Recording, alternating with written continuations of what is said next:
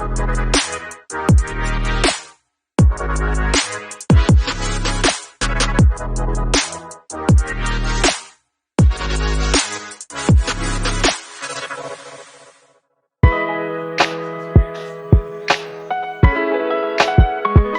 classic Christian question is, if you were in a lift with somebody and they asked you about Jesus, what would your answer be? This has been asked to me many times, often in a small group over the years, and it's the idea that we should make sure we know what our 60-second gospel answer is. Now, I think that could be a useful tool to have, mostly because we need to know why we follow Jesus without giving like a 20-minute sermon or something. But I've been a Christian for 20 years and I am yet to be in a lift with someone who suddenly and urgently wants to know why I'm a Christian. In fact, I've never been thrown a question of significance while in a lift. No one's ever said to me, "Hannah, do you think I should marry this person?" Or "Which job do you think I should choose?" Or "Where shall I live next year?" These sorts of questions do come up all the time, but it is never a quick answer that people want, and it never happens in a lift.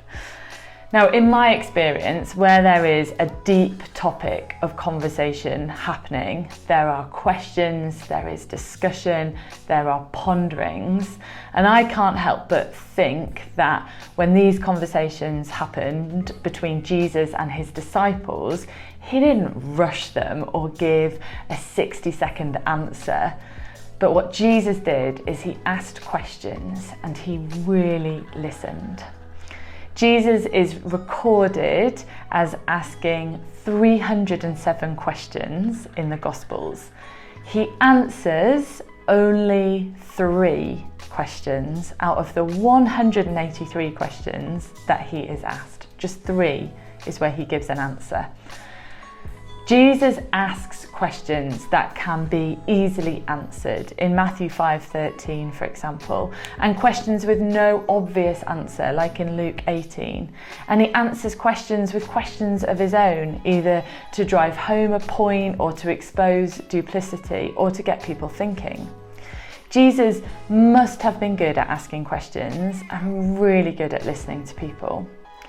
So, this toolbox is all about asking great questions.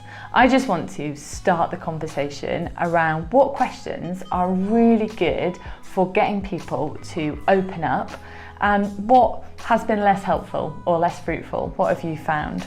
What sorts of questions do you find helpful for others to ask you? What have you found is a really great question you've been asked? And what sort of questions do you ask in conversations?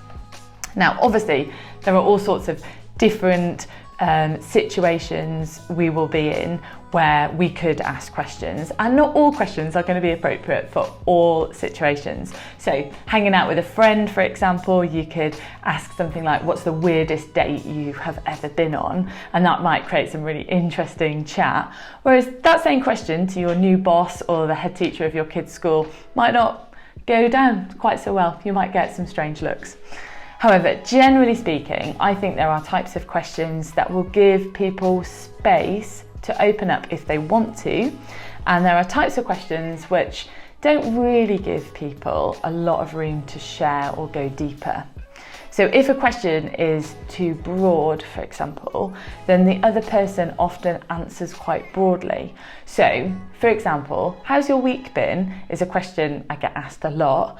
And for me, that's just too big. Like, I can't summarise my whole week in, a short amount of time. I don't often know how my week has been. I can't even remember what I did this morning, let alone over the whole week. And so I usually end up saying, "Yeah, it's been good, thanks, how's yours?" And then they say, "Yeah, it's good." And then that's the end of it. That's the end of that conversation. It doesn't really go anywhere. But equally, if a question is too specific, then it forces the other person into answering specifically, or not knowing how to answer. So my son Aaron asked me the other day, what was the funniest thing that Morgan, his big brother, did as a toddler? Now, fair play to him, he was trying to create conversation and he's only 11. So I commend him for thinking about anything other than Super Mario or Minecraft. But that question was just too specific for me. What's the funniest thing that Morgan did when he was a toddler? I couldn't randomly pluck out one funny memory of Morgan, although I'm sure there's lots. But together we reframed the question, so it was a little bit broader, and it became, what did you enjoy about Morgan when he was a toddler? And that allowed me to access all sorts of memories of Morgan when he was 2 and 3 years old, and I ended up telling Aaron all about the times when I would take Morgan swimming and what a lovely time we had. Another example of a question that's too specific is closed questions like, have you got an appointment today? Have you got that appointment today? And the answer would be yes or no, or what time is it at? 10 a.m. That's the end of that conversation. These questions are so specific that the other person can only really answer very specifically, or they then have to do the work to turn that into more of a conversation. Like they might say, well, it is at 10 a.m, but I wish it was earlier so I could get it over with. But they're having to do the work to turn that into something more. I really like questions that take pretty normal questions but change it up a bit to make it more interesting. So instead of saying how's your day or how's your week, you could ask, if you could go back in time and change one thing about your day, what would you change? It just makes people really think about one area of their day rather than just quite a broad question. Instead of what do you do for a job, you might ask, how do you spend the majority of your time? Giving them the choice whether to talk about their job or family life or hobbies or sleeping, whatever they choose to talk about. And it's particularly helpful if you don't know if someone does have a job or not. It gives them space to share what they do. Instead of, hey, have you watched anything good lately? You could ask, what do you think is the best show on Netflix right now?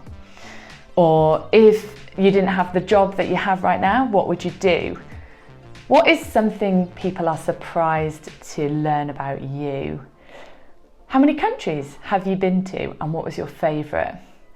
If you could have someone for dinner tonight, anyone at all, and they have to come, like celebrity, a friend from another country, you can just sort of magic them here, who would you choose to come for dinner? There's a few examples for you, but why don't you now brainstorm a bunch of great questions to ask? So it might help for you to imagine that you are somewhere where these might be useful. So it could be picturing coming along to a G2 Sunday gathering where there's a mixture of people you do know and maybe some people that you don't know or new people.